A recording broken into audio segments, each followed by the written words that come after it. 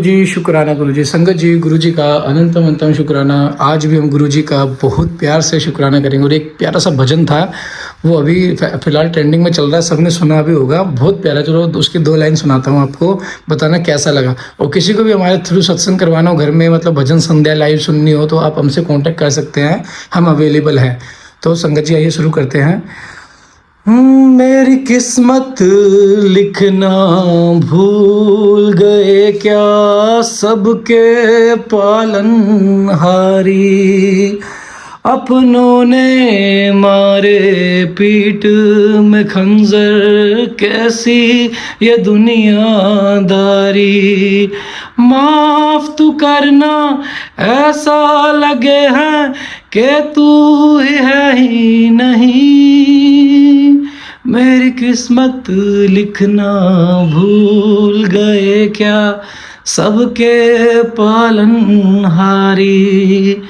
जय गुरु जी, शुक्राना गुरु जी। सभी की अरदास है गुरु जी से, ये क्यों इतने दुख हमें देते हो, क्यों इतने सब्र का घूट पिलाते हो। तो गुरु जी कहते हैं कि जितना सब्र करोगे उतना पाओगे, लेकिन एक सब्र की भी इंतहा होती है। काफ़ी संगत का ये सवाल है गुरु जी आपसे कि एक सब्र की भी इंतहा होती है। अगर सोना तपता रहेगा तो पहनने योग्य कब बनेगा?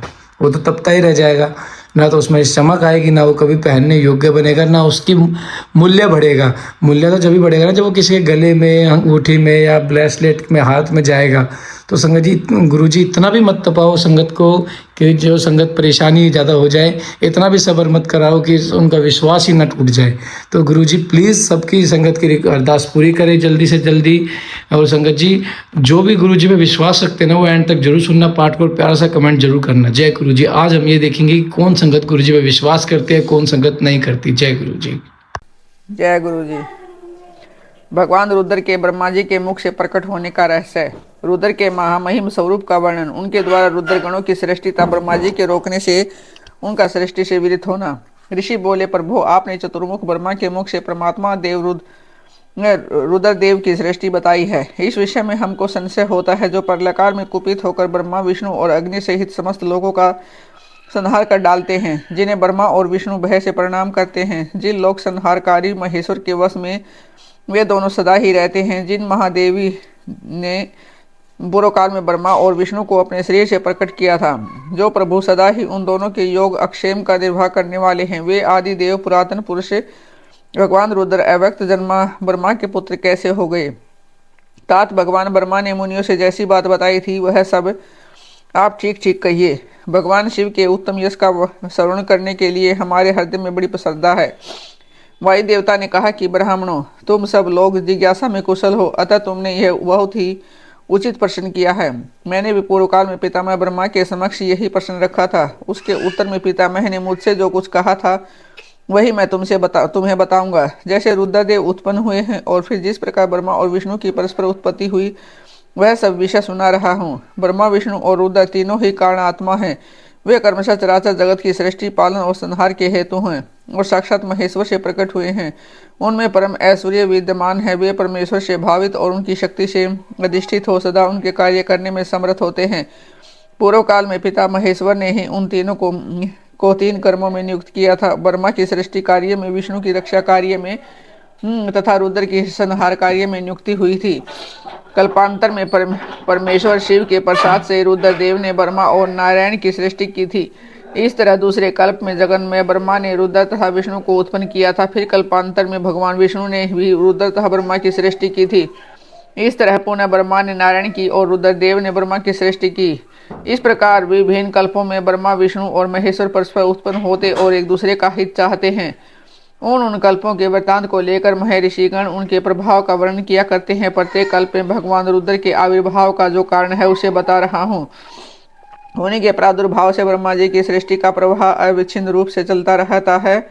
ब्रह्मांड से उत्पन्न होने वाले ब्रह्मा प्रत्येक कल्प में प्रजा की सृष्टि करके प्राणियों की वृद्धि न होने से जब अत्यंत दुखी हो मूर्छित हो जाते हैं, तब उनके दुख की शांति और प्रजा वर्ग की वृद्धि के लिए उन कल्पों में रुद्रगणों के स्वामी काल स्वरूप नील लोहित महेश्वर युद्ध रुद्र अपने कारणभूत परमेश्वर की आज्ञा से ब्रह्मा जी के पुत्र होकर उन पर अनुग्रह करते हैं।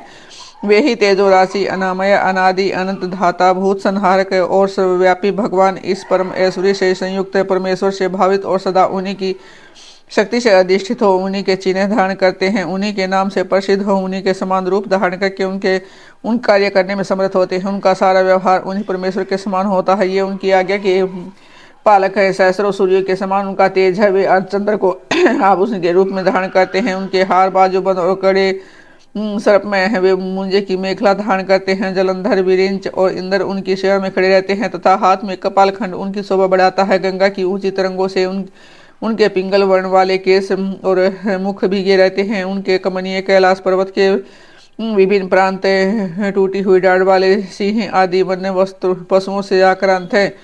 उनके बाएं कानों के पास गोलाकार कुंडल झिलमिलाता रहता है। वे महान वृषभ पर सवारी करते हैं। उनकी वाणी महान मेघ की गर्जना के समान गंभीर है। कांति प्रचंड अग्नि के समान उद्दीप्त है और बल पराक्रम भी महान है।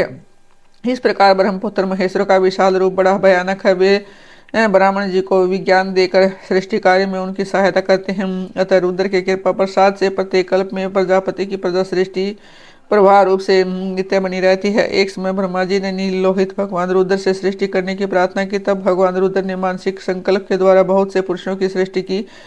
वे सब के सब उनके अपने ही समान थे। सबने जटाजुट धारण कर रखे थे।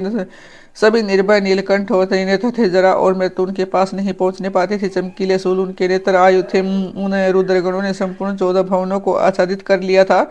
उन विविध रुद्रों को देखकर पिता मैंने रुद्रदेव से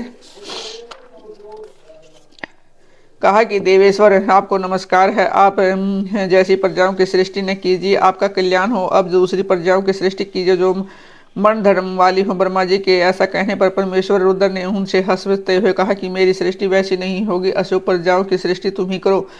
ब्रह्मा जी से ऐसा कहकर संपूर्ण भूतों के स्वामी भगवान रुद्र उन रुद्रगणों के साथ प्रजा की सृष्टि के कार्य से निवृत्त हो गए। ब्रह्मा जी के द्वारा अर्ध नारीश्वर रूप की स्तुति था उस स्तोत्र की महिमा वायुदेव कहते हैं कि जब फिर ब्रह्मा जी की रची हुई प्रजा बढ़ न सकी तब उन्होंने पुनः मैथुनी सृष्टि करने का विचार किया। इसके पहले ईश्वर से नारियों का समुदाय प्रकट नहीं हुआ था, इसलिए जब तक पिता में मैथुनी सृष्टि नहीं कर सके थे तब उन्होंने मन में ऐसे विचार को स्थान दिया जो निश्चित रूप से उनके मनोरथ की ही सिद्धि में सहायक था। उन्होंने सोचा कि प्रजाओं की वृद्धि के लिए परमेश्वर से ही पूछना चाहिए, क्योंकि उनकी कृपा के बिना ये प्रजाएं बढ़ नहीं सकती। ऐसा सोचकर विश्वात्मा ब्रह्मा ने तपस्या करने की तैयारी की। तब जो आधा अनंता लोक भाविनी सूक्ष्मतरा शुद्धा भावगम्य मनोहरा निर्गुणा निष्प्रपंचा निष्कला नित्य था सदा ईश्वर के पास रहने वाली जो उनकी परमा शक्ति है, उसी से युक्त भगवान त्रिलोचन का अपने हृदय में चिंतन करते हुए ब्रह्मा जी बड़ी भारी तपस्या करने लगे। तीव्र तपस्या में लगे हुए परमेश्वरी ब्रह्मा पर उनके पिता महादेव जी थोड़े ही समय में संतुष्ट हो गए। तदंतर अपने निर्वचनीय अंश से किसी अद्भुत मूर्ति में आविष्ट हो भगवान महादेव आधे शरीर से नारी और आधे शरीर से ईश्वर होकर स्वयं ब्रह्मा जी के पास गए। उन सर्वव्यापी सब कुछ देने वाले सत असत से रहित समस्त उपमाओं से शून्य शरणागत वत्सल और सनातन शिव को दंडवत प्रणाम करके ब्रह्मा जी उठे और हाथ जोड़ महादेव जी तथा महादेवी पार्वती की स्तुति करने लगे। ब्रह्मा जी बोले, देव देव महादेव आपकी जय हो। ईश्वर महेश्वर आपकी जय हो। सर्वगुण श्रेष्ठ शिव आपकी जय हो। संपूर्ण देवताओं के स्वामी शंकर आपकी जय हो। प्रकृति रूपिणी कल्याणमयी उसे आपकी जय हो। प्रकृति की नैया नायिके आपकी जय हो। प्रकृति से दूर रहने वाली देवी आपकी जय हो। प्रकृति सुंदरी आपकी जय हो। अमोघ महामाया और सफल मनोरथ वाले देव आपकी जय हो। जय हो। अमोघ महालीला और कभी व्यर्थ न जाने वाले महान बल से युक्त परमेश्वर आपकी जय हो। जय हो। संपूर्ण जगत की माता उमे आपकी जय हो। विश्व जगत में आपकी जय हो। विश्व जगदात्री आपकी जय हो। समस्त संसार की सखी सहाय की आपकी जय हो। प्रभु आपका ऐश्वर्य तथा धाम दोनों सनातन है आपकी जय हो। जय हो। आपका रूप और अनुचर वर्ग भी आपकी ही भांति सनातन है आपकी जय हो। जय हो। अपने 3 रूपों द्वारा तीनों लोकों का निर्माण पालन और संहार करने वाली देवी आपकी जय हो। जय हो। जय हो। तीनों लोकों अथवा आत्मा अंतरात्मा और परमात्मा तीनों आत्माओं की नायिकी आपकी जय हो। प्रभु जगत के कारण तत्वों का प्रादुर्भाव और विस्तार आपकी कृपा दृष्टि के अधीन है आपकी जय हो। प्रलय काल में आपकी अपेक्षा युक्त कटाक्ष पूर्ण दृष्टि से जो भयानक आग प्रकट होती है उसके द्वारा सारा भौतिक जगत भस्म हो जाता है आपकी जय हो। देवी आपके स्वरूप का सम्यक ज्ञान देवता आदि के लिए भी असंभव हो आपकी जय हो। आप आत्म तत्व के सूक्ष्म ज्ञान से प्रकाशित होती हैं। आपकी जय हो ईश्वरी, आपने स्थूल आत्मशक्ति से चराचर जगत को व्याप्त कर रखा है। आपकी जय हो प्रभु, विश्व के तत्वों का समुदाय अनेक और एक रूप में आपके ही आधार पर स्थित है। आपकी जय हो, आपके श्रेष्ठ सेवकों का समूह बड़े बड़े असुरों के मस्तक पर पांव रखता है। आपकी जय हो, शरणागतों की रक्षा करने में अतिशय समर्थ परमेश्वरी। आपकी जय हो, संसार रूपी विषव वृक्ष के उगने वाले अंकुरों का उन्मूलन करने वाली उमे। आपकी जय हो, परदेशी के सूर्य वीर्य और शौर्य का विस्तार करने वाले देव। आपकी जय हो, विश्व से परे विद्यमान देव, आपने अपने वैभव से दूसरों के वैभव को तिरस्कृत कर दिया है। आपकी जय हो, पंचविध मोक्ष रूप पुरुषार्थ के प्रयोग द्वारा परमानंदमय अमृत की प्राप्ति कराने वाले परमेश्वर। आपकी जय हो, पंचविध पुरुषार्थ के विज्ञान रूप अमृत से परिपूर्ण स्तोत्र रूपिणी स्वरूपिणी परमेश्वरी। आपकी जय हो, अत्यंत भयानक संसार रूपी महारोग को दूर करने वाले वैद्य शिरोमणि। आपकी जय हो, अनादि कर्ममल एवं ज्ञान रूपी अंधकार राशि को दूर करने वाली चंद्रिका रूपिणी शिव। आपकी जय हो, त्रिपुर का विनाश करने के लिए काला अग्नि स्वरूप महादेव। आपकी जय हो, त्रिपुर भैरवी। आपकी जय हो, तीनों गुणों से मुक्त महेश्वर। आपकी जय हो, तीनों गुणों का मर्दन करने वाली महेश्वरी। आपकी जय हो, आदि सर्वज्ञ। आपकी जय हो, सबको ज्ञान देने वाली देवी। आपकी जय हो, प्रचुर दिव्य अंगों से सुशोभित देव। आपकी जय हो, मनोवांछित वस्तु देने वाली देवी। आपकी जय हो, भगवान देव। कहाँ तो आपका उत्कृष्ट धाम और कहाँ मेरी तुच्छ परम वाणी। तथापि भक्तिभाव से प्रलाप करते हुए मुझे सेवक के अपराध को आप क्षमा कर दे। इस प्रकार सुंदर उक्तियों द्वारा भगवान रुद्र और देवी का एक साथ गुणगान करके चतुर्मुख ब्रह्मा ने रुद्र आदि रुद्राणी को बारंबार नमस्कार किया। ब्रह्मा जी के द्वारा पठित यह पवित्र एवं उत्तम अर्धनारीश्वर स्तोत्र शिव तथा पार्वती के हर्ष को बढ़ाने वाला है। जो भक्तिपूर्वक जिस किसी भी गुरु की शिक्षा से स्तोत्र का पाठ करता है वह शिव और पार्वती को प्रसन्न करने के कारण अपने अभिष्ट फल को प्राप्त कर लेता है। जो समस्त भुवनों के प्राणियों को उत्पन्न करने वाले, जिनके विग्रह जन्म और मृत्यु से रहित हैं तथा जो श्रेष्ठ नर और सुंदरी नारी के रूप में एक ही शरीर धारण करके स्थित हैं, उन कल्याणकारी भगवान शिव और शिवा को मैं प्रणाम करता हूँ। महादेवी जी के शरीर से देवी का प्रकट है और देवी के भूमध्य भाग से शक्ति का प्रादुर्भाव। वायु देवता कहते हैं कि तदंतर महादेव जी महामेघ की गर्जना के समान मधुर गंभीर मंगलदायिनी एवं मनोहर वाणी में बोले, ब्रह्मण तुमने इस समय प्रजाजनों की वृद्धि के लिए ही तपस्या की है। तुम्हारी इस तपस्या से मैं संतुष्ट हूँ और तुम्हें अभिष्ट वर देता हूँ। इस प्रकार परम उदार तथा संभावता मधुर वचन कहकर देवेश्वर हर ने अपने शरीर के वाम भाग से देवी रुद्राणी को प्रकट किया।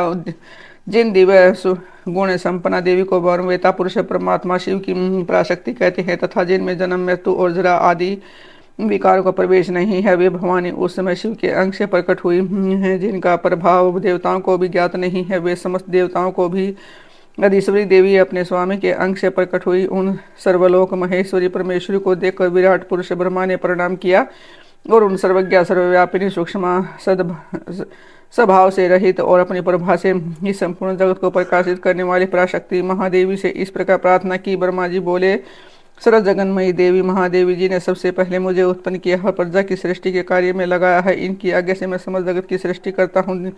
किंतु देवी मेरे मानसिक संकल्प से रचे गए देवता आदि समस्त प्राणी बारंबार सृष्टि करने पर भी बढ़ नहीं रहे हैं। अतः अब मैं तुम्हें सृष्टि करके ही अपनी सारी प्रजा को बढ़ाना चाहता हूँ। आपके पहले नारिकुल का प्रादुर्भाव नहीं हुआ था, इसलिए नारिकुल की सृष्टि करने के लिए मुझ में शक्ति नहीं है। संपूर्ण शक्तियों का आविर्भाव आपसे ही होता है। अतः सर्वत्र सबको सब प्रकार की शक्ति देने वाली आप वरदायिनी माया देवेश्वरी से ही प्रार्थना करता हूँ। संसार भय को दूर करने वाली सर्वव्यापिनी देवी, इस चराचर जगत की वृद्धि के लिए आप अपने एक अंश से मेरे पुत्र दक्ष की पुत्री हो जाइए।